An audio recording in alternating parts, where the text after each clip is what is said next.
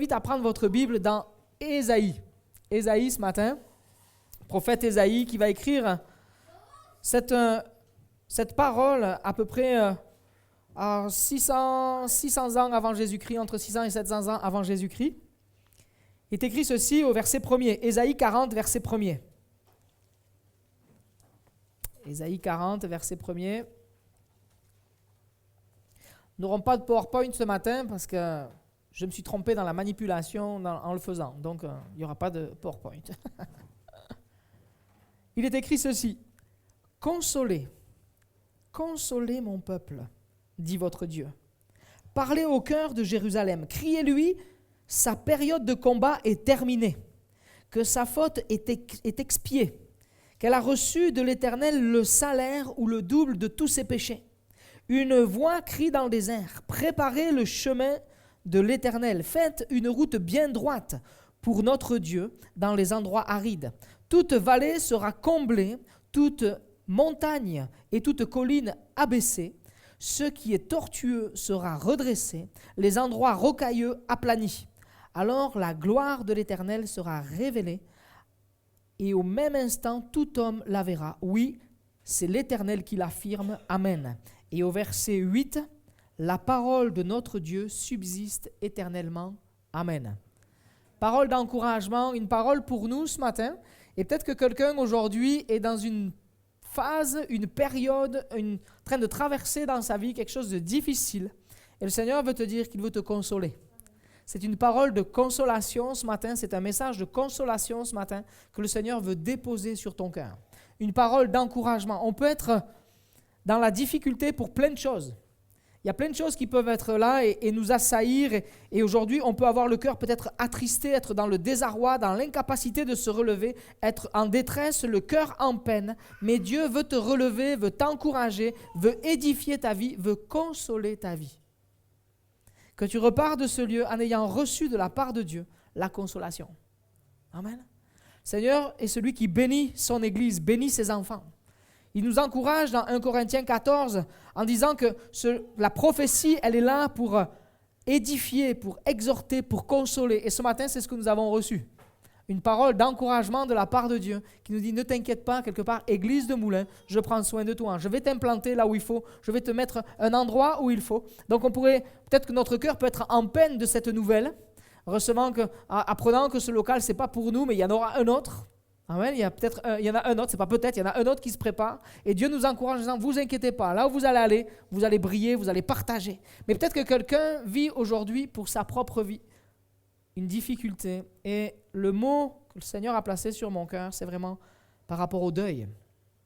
Il y a des deuils. Il y a des deuils, ça peut être un deuil par rapport à quelqu'un que l'on a perdu, mais ça peut être un deuil par rapport à une situation, par rapport à à quoi on est confronté, ce qu'on est en train de passer. On s'aperçoit peut-être qu'on ne peut plus faire ce que l'on voulait. Il y a des choses que se sont retrouvées, on ne peut plus les pratiquer. Il y a peut-être une difficulté, il y a comme une période de deuil dans notre vie, peut-être une relation qui a été brisée, quelque chose qui s'est arrêté, il y a quelque chose qui s'est coupé. Mais Dieu veut te bénir et veut t'encourager ce matin.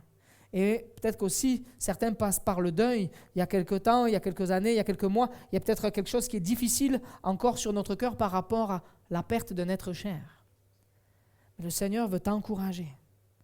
Ésaïe va prophétiser, va encourager en disant « Consolez mon peuple ».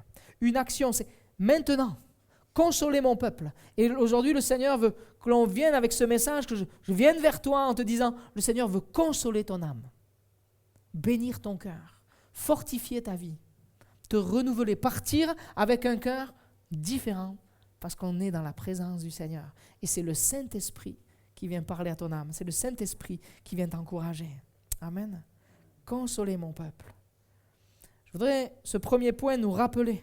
On l'a abordé rapidement vendredi, mais Dieu te connaît. Et j'avais une image sur le PowerPoint où on voit quelqu'un dans la foule et c'est le seul à avoir un t-shirt rouge. Il y a toute une foule et il est le seul et il est identifié. On voit, il sort du lot quelque part. Pour te dire, nous, souvent, on se croit dans la foule perdue, on croit que l'on est un numéro, on croit qu'on n'a pas d'importance. Mais comme sur ta vie, il y a une marque, comme ce t-shirt rouge que cet homme portait, toi, tu as une marque sur ta vie, c'est celle du Saint-Esprit. Et Dieu te connaît, Dieu t'aime, Dieu te voit parmi la multitude. Dieu ne t'a pas oublié. Peu importe ton âge, que tu sois jeune et que tu sois en difficulté, qu'il y ait quelque chose de dur, tu es en train de traverser quelque chose, c'est compliqué. Tu n'es pas oublié. Orientation, réorientation, examen raté, il faut recommencer une année. Il y a peut-être, ou toi qui traverse peut-être une période de veuvage, toi qui passe une période de deuil, il te manque un être cher, le Seigneur te dit, je te vois, je ne t'ai pas oublié. Je te vois et je t'aime, je prends soin de toi. Et ce texte, vous pouvez le prendre dans la parole de Dieu, on va juste le parcourir rapidement, le psaume 139. Qui nous montre combien Dieu nous connaît. Prenez votre Bible et si tu ne connaissais pas ce psaume, mets un marque-page, tords la page, fais ce que tu veux, mets un crayon, mets quelque chose, mais relis-le. Relis-le ce soir en étant chez toi et tu vas voir combien Dieu te connaît. Il est écrit ceci, « Éternel, tu m'examines et tu me connais. Tu sais quand je m'assieds et quand je me lève. Tu discernes de loin ma pensée. Tu sais quand je marche et quand je me couche, et toutes mes voies te sont familières. » Il connaît toutes tes voies. J'aime ce verset. Quand je me lève, ça pourrait être quand je suis en forme, quand je suis prêt ou quand j'affronte la journée. Quand je me couche, c'est peut-être quand je suis désespéré, quand j'en peux plus ou quand je suis fatigué. Mais mes voies te sont toutes familières. Dieu connaît toutes choses. Verset 4, il continue. « La parole n'est pas encore sur ma langue que déjà éternelle, tu la connais entièrement. » C'est-à-dire que ma pensée est à peine en train de se formuler, je n'arrive même pas à le dire, mais Dieu sait déjà ce que tu vas dire, parce qu'il te regarde, parce qu'il est attentif, parce qu'il entend, parce qu'il te voit, parce qu'il t'aime. Amen, il t'aime. Tu m'entoures par derrière et par devant, et tu mets ta main sur moi. C'est la main, pas pour écraser, c'est la main pour protéger. C'est ce Dieu qui vient et qui t'entoure, en toutes circonstances. Une telle connaissance est trop extraordinaire pour moi, elle est trop élevée pour que je puisse l'atteindre. Où pourrais-je aller loin de ton esprit? Où pourrais-je fuir loin de ta présence? Si je monte au ciel, tu es là. Si je me couche au séjour des morts, te voilà. Si je prends les ailes de l'aurore pour habiter à l'extrémité de la mer, là aussi ta main me conduira, ta main droite m'empoignera. Viens te secourir à tout moment, en toutes circonstances. Et Dieu, ce matin, vient te rencontrer et t'empoigne par amour en te disant, je suis avec toi, je te retire des grandes eaux, je te retire de ce qui vient te submerger, je t'enlève de cette tristesse, je t'enlève de ce qui est difficile pour toi, je viens te consoler. Je viens te consoler. Si je me dis, au moins les ténèbres me couvriront, la nuit devient lumière autour de moi, parce que la présence de Dieu vient éclairer toute chose. Et le regard de Dieu sur ta vie, le regard d'amour de Dieu sur ta vie, vient te donner de voir les choses avec son regard à lui. Plus toi qui te laisses submerger et enfoncer ou tirer. Mais le Seigneur vient éclairer là où tu es et te dit, regarde, regarde, regarde, je suis là, je suis avec toi. Je te conduis, je t'amène. Il continue en disant au verset 13, c'est toi qui as formé mes reins, qui m'as tissé dans le ventre de ma mère. Je te loue de ce que je suis, une créature si merveilleuse. Tes œuvres sont admirables, je le reconnais bien.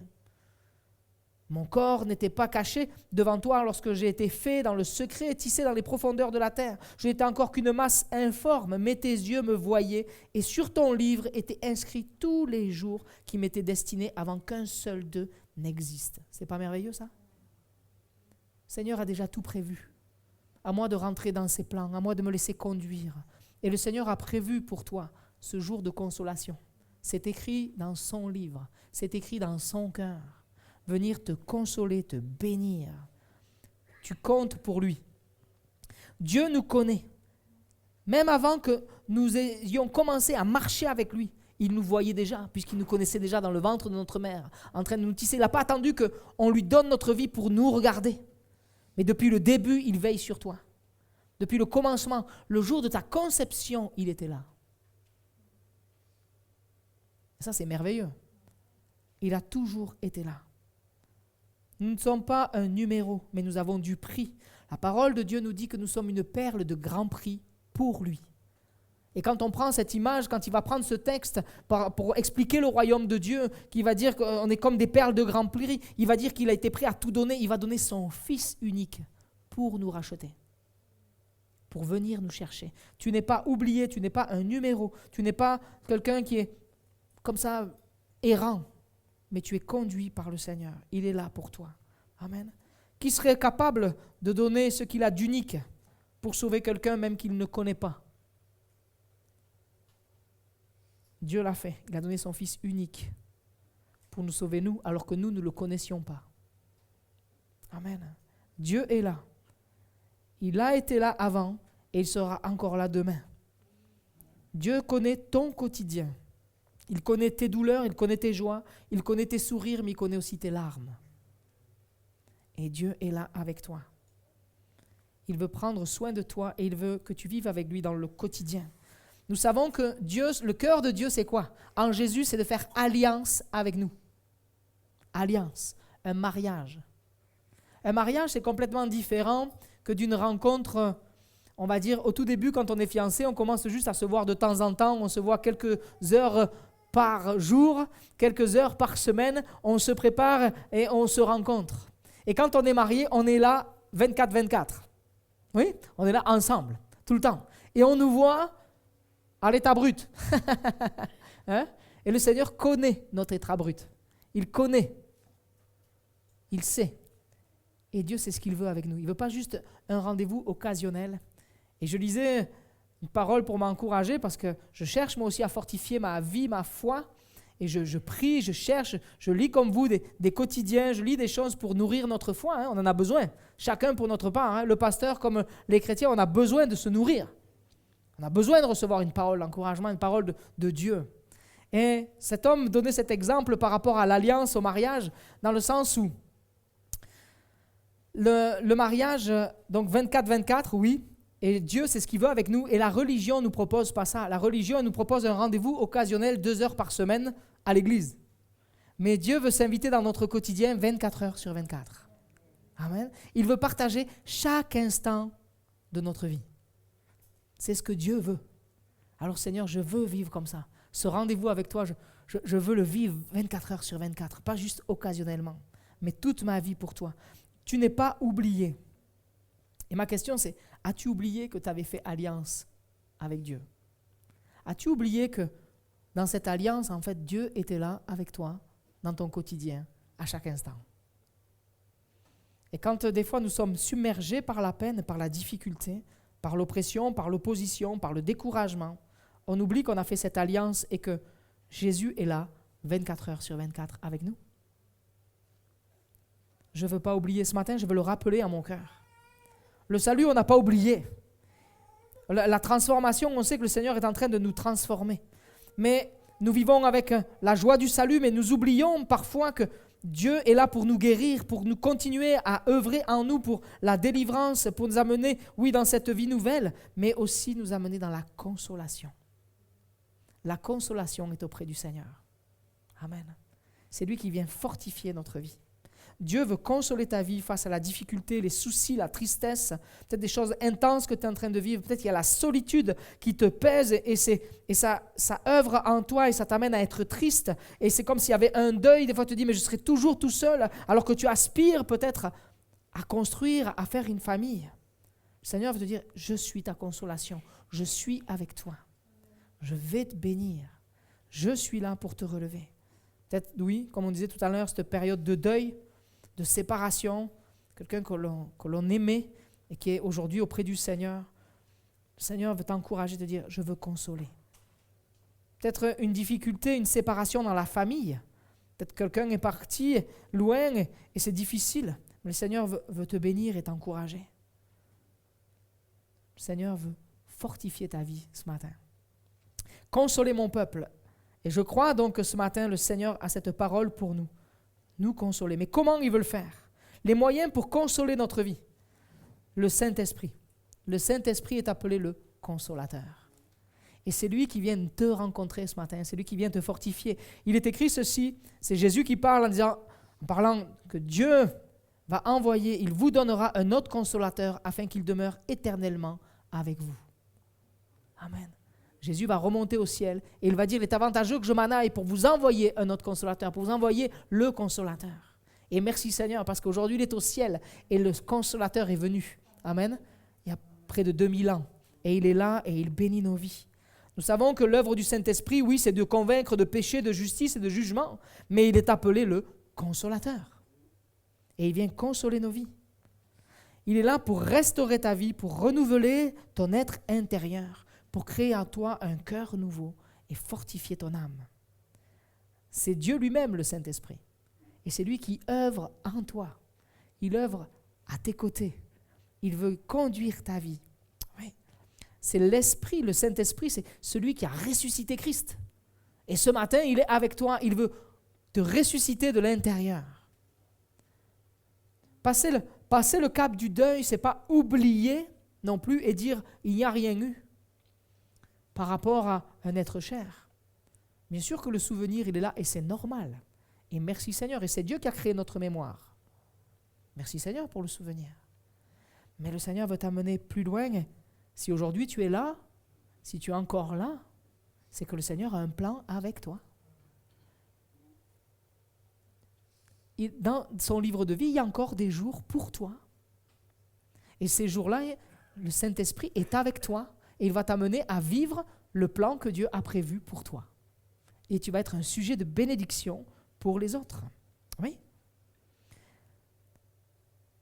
Il est écrit ceci dans Jean 14, verset 13. « Tout ce que vous demanderez en mon nom, je le ferai, afin que le Père soit glorifié dans le Fils. Si vous demandez quelque chose en mon nom, je le ferai. Si vous m'aimez, gardez mes commandements, et moi je prierai le Père, il vous donnera un autre consolateur, afin qu'il demeure éternellement en vous. » Ouais. Je ne suis pas seul. Tu n'es pas seul. Nous ne sommes pas seuls. L'ennemi nous fait croire souvent que l'on est tout seul, ou qu'on est tout seul à traverser ce type d'épreuve-là ou de difficulté. Mais Dieu est là, tout près. Il est celui qui nous anime de son amour. Amen. Je veux me souvenir que Jésus était rempli de compassion, il a fait des miracles. Son amour est là et il a manifesté son amour à la croix du Calvaire pour ma vie, pour ta vie. Il te bénit ce matin, il fortifie. Ouais. Prendre du temps dans la présence de Dieu. Comme ça aussi que mon cœur peut reprendre des forces. Un moyen encore pour être consolé, c'est lire la parole de Dieu, lire la Bible. Parce qu'il est écrit ceci, dans Romains 15, au verset 4, « Or, tout ce qui a été écrit d'avance l'a été pour notre instruction, afin que, par la patience et par la consolation que donnent les Écritures, nous possédions l'espérance. » De lire la Bible, ce n'est pas quelque chose de juste pour t'occuper, mais de lire la parole de Dieu qui est la Bible, ça va fortifier ton âme, ça va encourager ton âme, ça va consoler ton âme. Allons puiser dans la parole de Dieu les bénédictions que Dieu veut nous donner. Le terme consolation, c'est aussi le terme réconfort. Et dans la Louis II, et ça va être aussi le terme dans la Bible Semeur, ça va être encouragement. Le Seigneur veut te consoler, veut te réconforter et veut t'encourager à travers les Écritures. Bénir ta vie. Ah ouais, c'est bon ça. Seigneur, oui. Et toutes ces choses-là que je lise ont un impact formidable sur ma vie. Quand je lis la parole de Dieu, elle m'amène à l'espérance. Je vis dans l'espérance. Ah ouais. Pense à nos bien-aimés qui sont partis de leur patrie, aussi qui sont là aujourd'hui sans la famille, sans toutes ces choses, sans peut-être même leurs propres parents. Plonge tes regards dans la parole de Dieu. Le Seigneur va te réconforter, t'encourager, fortifier ta vie. Oui. Dans les temps de souffrance, de difficulté, cherchons le réconfort, la consolation auprès du Seigneur à travers sa parole, parce que nous savons qu'il a les paroles de la vie et il est la vérité pour nos vies. Amen. Il va créer en nous de l'assurance et il va transformer, en lisant la Bible, mon regard est transformé sur la situation que je traverse. Parce que la parole de Dieu, animée de l'Esprit, vient créer en moi et vient disposer mon âme pour aller là où le Seigneur veut et marcher avec la force qu'il me donne. Amen. Il vient me donner la force. Un autre moyen encore pour être consolé, c'est les frères et sœurs. C'est les frères et sœurs. Et vendredi, Myriam nous partageait ce verset en disant que nous sommes consolés pour consoler les autres. Et il est écrit ceci, Dans 2 Corinthiens 1,3, « Béni soit Dieu, le Père de notre Seigneur Jésus-Christ, le Père des miséricordes, et le Dieu de toute consolation, qui nous console dans toutes nos afflictions, afin que par la consolation dont nous sommes l'objet de la part de Dieu, nous puissions consoler ceux qui se trouvent dans quelque affliction. » Amen. Donc, le Saint-Esprit vient me consoler, il fait son œuvre en moi. La parole de Dieu vient me consoler. Quand je la lis, je cherche conseil auprès de Dieu. Mais les frères et sœurs sont aussi source de bénédiction, de joie, d'encouragement, de consolation pour ma vie. L'ennemi, souvent, nous amène à nous retrancher, nous mettre à part. Que ce soit quand on est dans l'épreuve, l'ennemi veut nous mettre à part. Quand on est dans la difficulté, l'ennemi veut nous mettre à part. Pourquoi? Pour mieux nous achever, pour mieux nous faire souffrir. Mais Seigneur, moi je veux changer de ça, et quand c'est difficile, je vais venir chercher du réconfort, non seulement auprès de toi, à travers le Saint-Esprit, à travers ta parole, mais aussi dans la communion avec les frères et sœurs. Et je vais vivre le réconfort, la bénédiction. Et Paul va le dire. Paul va dire que quand il était dans le désarroi, dans la difficulté, il va être réconforté par Tite. Et Tite, qui c'est? Tite, c'est quelque part un disciple de Paul. C'est quelqu'un, on pourrait dire, un peu en dessous, quoi. Mais tu vois, à travers cette image-là, on voit que chacun de nous, nous pouvons être un sujet de bénédiction pour l'autre. Et toi, qui es peut-être jeune dans la foi, tu peux être un sujet de grand réconfort, de bénédiction pour quelqu'un qui marche avec le Seigneur depuis plus longtemps que toi. Ça veut dire qu'un jeune peut encourager un senior. Un jeune peut encourager un aîné. Et un aîné peut fortifier un jeune. C'est ça toute la beauté de l'Église. Amen. Ensemble. Et nous sommes fortifiés les uns par les autres, par la présence de Dieu. Au verset 2, dans Ésaïe 40, il va dire « Parle au cœur ». Parlons pas avec l'intellect. Parlons pas avec des choses, des phrases toutes faites. Mais Seigneur, inspire-nous par le Saint-Esprit. Sonde-nous, donne-moi de savoir comment faire pour encourager mon frère, ma soeur. Je veux parler à son cœur. Parler au cœur de Jérusalem, au cœur de Moulins, au cœur d'un frère, d'une sœur. Amen. Renouvelé par le Saint-Esprit. Quelquefois, même, on n'a rien à dire et on ne dit rien, mais être juste présent. Pleurer avec celui qui pleure. Aimer, partager, donner de la compassion. Ça va toucher un cœur. Amen. La bénédiction est là. Être là, présent, à côté. Savoir écouter. Ce matin, Dieu veut œuvrer dans ton cœur qui est peut-être en détresse. Reçois la guérison, la bénédiction du Seigneur. N'oublions pas ce que l'on a vu ensemble dans ce psaume 139. Dieu nous connaît et connaît toutes nos voies, même nos pensées. Donc peut-être que ce matin, quelqu'un a besoin de consolation. Ou alors, Dieu veut te rappeler que tu peux être un sujet de joie, de consolation pour un frère, une sœur. Le Seigneur veut se servir de toi, veut travailler avec toi pour que tu encourages et que tu bénisses autour de toi. Que toi aussi, tu puisses encourager ton prochain. Ouais.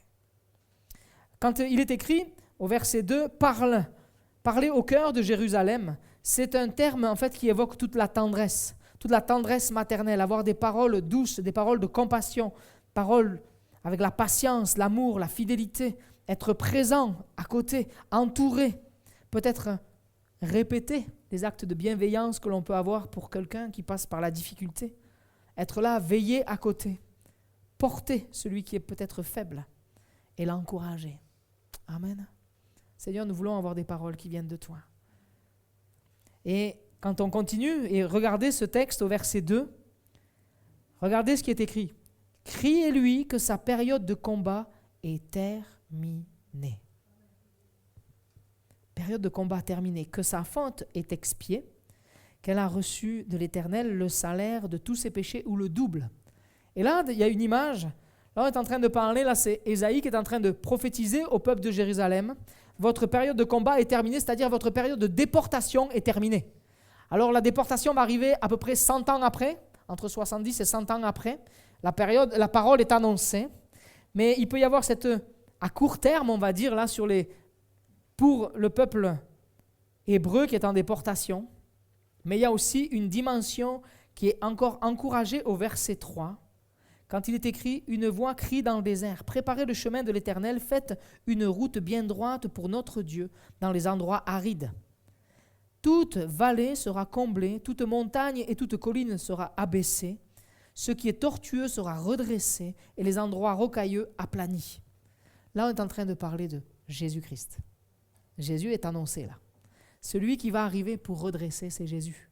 Celui qui va redresser ce qui est tordu dans nos vies, c'est Jésus. Celui qui peut amener la consolation dans ta vie ce matin, c'est Jésus. Il veut bénir ta vie. Amen. Prendre soin de toi. La période de combat est terminée. Comme une parole que le Seigneur veut te donner, je suis avec toi. Je viens te sortir de cette période où ton cœur est peut-être affaibli, écrasé. Je viens maintenant te guérir. Je viens maintenant te bénir. Amen. Je viens te fortifier. Je viens t'encourager. Je viens te donner la force. Dans le combat, à un moment donné, il y a une fin. Bien sûr qu'on aura des difficultés et on en aura tant qu'on est sur la terre. On est d'accord avec ça? Parce que dire qu'un chrétien n'a pas de problème, pas de difficulté, c'est un mensonge. Hein, vous pourriez le dire, là, vous pourriez me jeter une chaise dessus. Hein. Tu es en train de dire des bêtises. Mais oui, il y a des difficultés. Mais aussi, il y a des combats qui prennent fin. Quand on pense à David et Goliath, il y a eu une fin. Quand on pense à Jéricho, il y a eu une fin. Quand Gédéon s'est battu contre l'armée des Madianites, il y a eu une fin. Et quand Jésus est allé à la croix du Calvaire, le diable a été vaincu. Amen. Il y a une fin. Il y a une fin. Et le Seigneur veut t'amener à vivre dans cette victoire. On a chanté ce matin. Le Dieu de victoire habite en nous. Il nous donne la force. Il est avec toi. Ce matin, je ne veux pas oublier que Dieu est là, que le Saint-Esprit est là. Je ne veux pas oublier que la parole de Dieu est là pour me conduire. Elle est cette boussole pour moi, pour m'amener là où Dieu veut. Je ne veux pas oublier qu'il y a les frères et sœurs qui sont là pour me soutenir dans la prière. Que le Saint-Esprit est en train d'intercéder pour toi. Que Jésus intercède pour toi. Ce matin, il prend soin de toi. Nous allons remporter la victoire. Et ce matin, le Seigneur veut t'aider à remporter cette victoire et veut te donner cette victoire pour toi. La mort est vaincue. Et quand on pense, oui, pour la consolation par rapport au deuil, il y a une séparation, mais c'est une séparation temporaire. Nous allons retrouver nos bien-aimés dans la gloire du Seigneur. Amen. C'est temporaire, parce que nous savons que nous allons ressusciter avec Christ et nous serons avec lui pour l'éternité. Tous ceux qui sont sauvés sont ensemble dans la présence du ciel, du Seigneur. Amen. Pour l'éternité.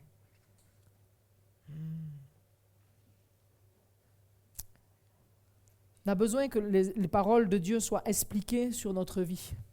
Et l'Éthiopien, quand il va lire le livre d'Ésaïe, justement, il va se dire, mais moi je ne comprends pas. Et Philippe va aller vers lui, il va lui dire, mais est-ce que tu veux que je t'explique ? Et alors il va lui expliquer, et comme il va recevoir le message de l'Évangile, il va comprendre, Philippe va expliquer tout le message de la bonne nouvelle en partant des écrits d'Ésaïe, et puis jusqu'à ce que Jésus a accompli, tout ce que Jésus a accompli, et son cœur va être touché, il va s'engager par les eaux du baptême. Mais nous aussi, nous voulons saisir cette parole du verset 3, qui est une parole prophétique en disant qu'une voix crie dans le désert, mais ça c'était la voix de Jean-Baptiste, qui allait annoncer Jésus, et Jésus est venu. Et Jésus a accompli le miracle pour nous. Et aujourd'hui, tout peut être redressé par la puissance de Jésus dans nos vies. Amen. Tu peux reprendre espoir, vie ce matin, encouragement. Jésus vient aplanir ta route, vient combler les vallées, vient abaisser les montagnes. Il y a des choses, ça paraît être une montagne devant nous. C'est compliqué, on se dit comment je vais faire ? Comment je peux passer par-dessus cette épreuve-là ? Mais par l'autorité de Jésus-Christ, nous croyons que la montagne est abaissée. Amen. Le chemin est aplati, est aplani, et la route est là, et le Seigneur nous amène à marcher à sa suite. Oui.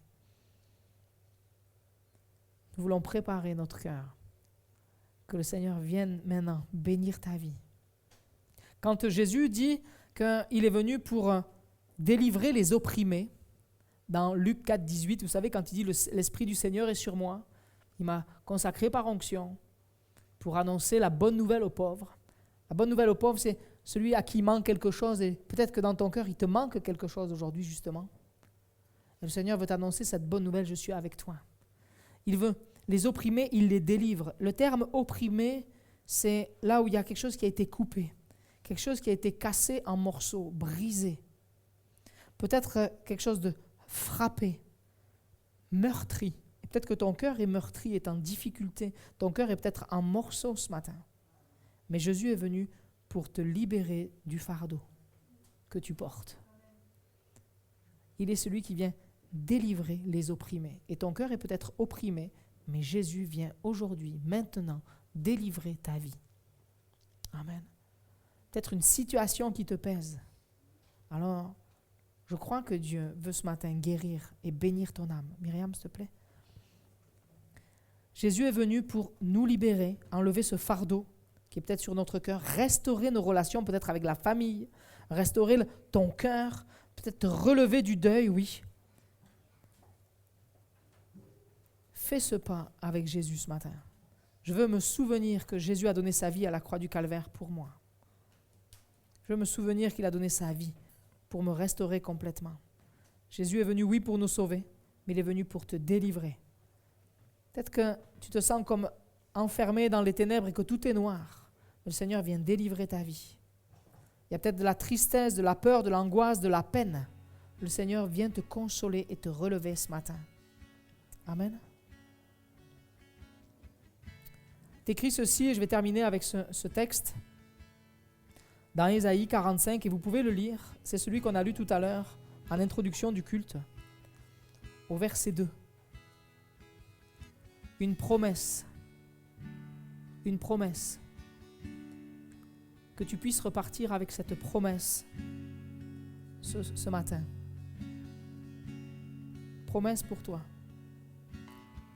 Il est écrit ceci: je marcherai moi-même devant toi. J'aplanirai les pentes. Je mettrai en pièces les portes en bronze. Et je briserai les verrous de fer. Je te donnerai des trésors dissimulés par les ténèbres, les richesses cachées, afin que tu reconnaisses que je suis l'Éternel, celui qui t'appelle par ton nom, le Dieu d'Israël. Amen. Il marche devant toi. Le Seigneur est avec toi. Il conduit tes pas, conduit ta vie. Il aplanit les pentes, que ce soit dans un sens ou dans l'autre. Il va aplanir pour que tu puisses avancer sans te fatiguer. Il va mettre en pièces les portes de bronze, ce qui peut peut-être t'enfermer. Le Seigneur est celui qui a la puissance pour briser ces verrous de fer et pour libérer ton âme complètement. Quand il dit au verset 3, « Je te donnerai des trésors dissimulés par les ténèbres », des trésors qu'il y a dans la parole de Dieu. Le Seigneur veut se révéler à ton cœur. Quand tu vas lire la parole de Dieu, il y a comme des trésors qui vont monter. Il y a des choses qui vont venir pour ton âme, pour t'encourager, fortifier ta vie, te renouveler par la parole. La parole est créatrice. La parole de Dieu est créatrice pour toi ce matin. Et il veut bénir ton âme, guérir. Il y a des choses qui étaient peut-être dissimulées à cause des ténèbres, à cause peut-être de la douleur, à cause de la peine, à cause du trouble. Mais le Seigneur veut éclaircir tout ça pour que ton cœur soit enrichi. Des richesses cachées vont se déposer sur ton cœur, sur ta vie, afin que tu reconnaisses que je suis l'Éternel, celui qui t'appelle par ton nom. Prouve encore qu'il te connaît mieux que personne. Comme cet homme, au début, je vous ai donné cette description de cet homme avec ce t-shirt rouge là, au milieu de la foule. Le Seigneur te connaît, te voit. Il veut te bénir, il veut te guérir. Et que ce matin, dans le temps qui va suivre, ça soit un temps avec l'action du Saint-Esprit. Là où ton cœur a besoin de guérison, là où ton cœur a besoin d'être encouragé, là où ton cœur a besoin d'être consolé, je crois que le Seigneur vient te rencontrer sur le terrain de ta vie, sur la situation que tu traverses. Je vous invite à fermer vos yeux et à profiter pleinement de ce moment. Profitez pleinement de ce moment que le Seigneur veut te donner, à toi. Ton cœur est peut-être en difficulté depuis des mois, des années, des semaines. Et c'est compliqué. Et que tu puisses saisir maintenant la guérison pour ton cœur, la consolation. Je crois que Dieu a une mesure de bénédiction, une mesure de grâce pour toi maintenant. Vous savez, ce texte qui a été écrit dans Ésaïe annonçait le retour du peuple de la déportation, c'est-à-dire de Babylone, où ils ont été déportés parce qu'ils ont été désobéissants, sont tournés vers les idoles et quelque part ils sont en train de payer les conséquences de leurs péchés. Mais Dieu là est en train de dire maintenant je fais grâce, c'est terminé. Je vais bénir le peuple et je veux le ramener à Jérusalem. On s'aperçoit qu'en fait simplement 10% du peuple qui a été déporté va revenir à Jérusalem. Très peu vont saisir l'opportunité de vivre la restauration, de rentrer dans le territoire que Dieu a pour eux. Mon cœur prie que tu ne fasses pas partie des 90% qui ne sont pas retournés, revenus. On saisit la bénédiction de Dieu. Ce matin, il y a une faveur de Dieu pour toi. Il y a une bénédiction de la part de Dieu pour toi. Mon cœur, ma prière, en préparant ce message, c'est que tu fasses partie de ceux qui vont retourner à Jérusalem, ceux qui vont vivre la restauration, vivre la bénédiction au plus profond de ton âme. Il n'y a pas de honte à être dans la difficulté, il n'y a pas de honte d'être dans la tristesse, il n'y a pas de honte à traverser le deuil. Mais ce matin, il y a la bénédiction, il y a la guérison de Dieu pour toi.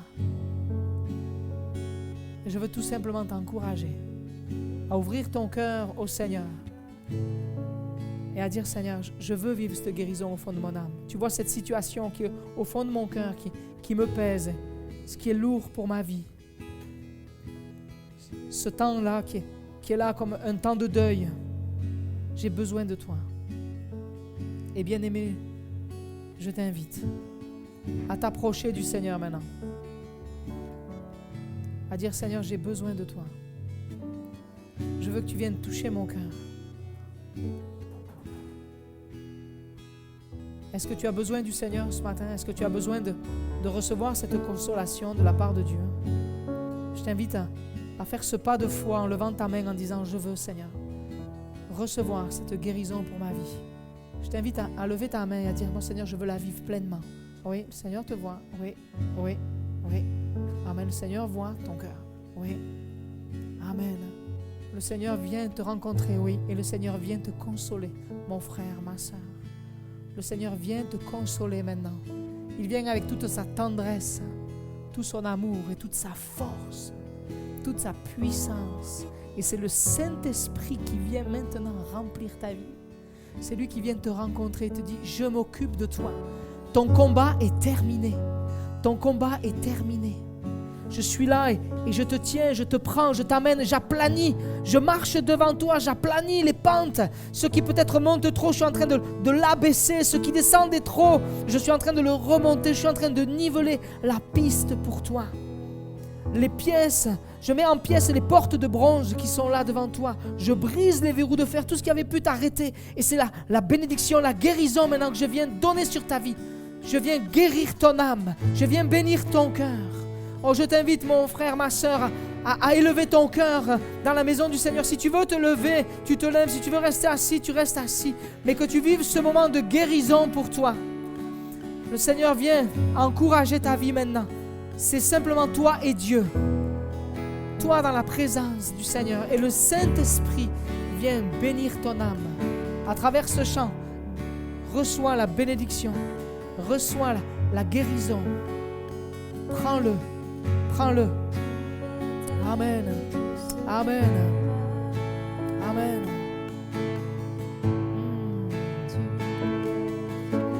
Amen. Il est fidèle et il est là. Fidèle à sa parole. Il est toujours près de toi.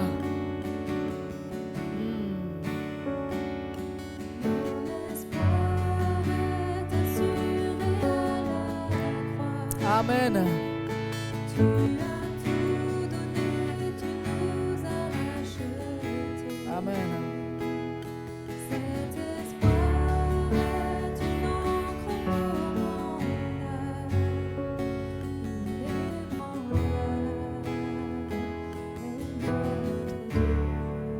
Amen. Amen. mon espoir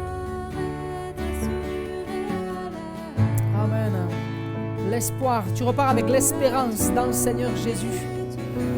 Amen.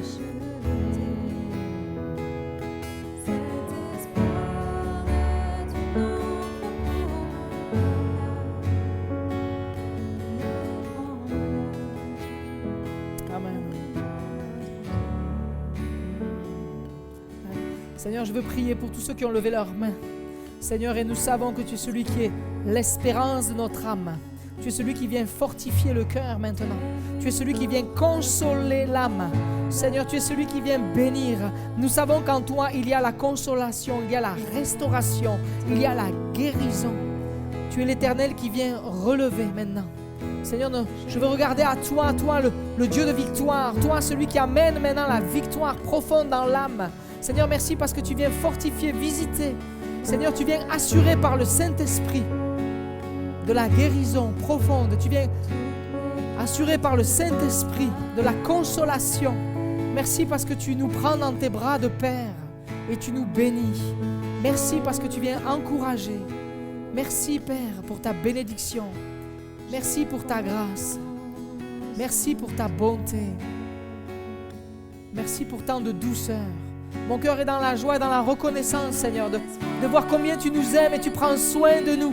Tu avais des paroles précises ce matin à donner à ton Église et tu bénis ton Église. Merci de fortifier chacun dans le nom de Jésus. Merci, Père. Merci, Seigneur, pour ce que tu viens déposer maintenant. À toi soit toute la gloire, Jésus. Merci pour la guérison, Seigneur. Amen.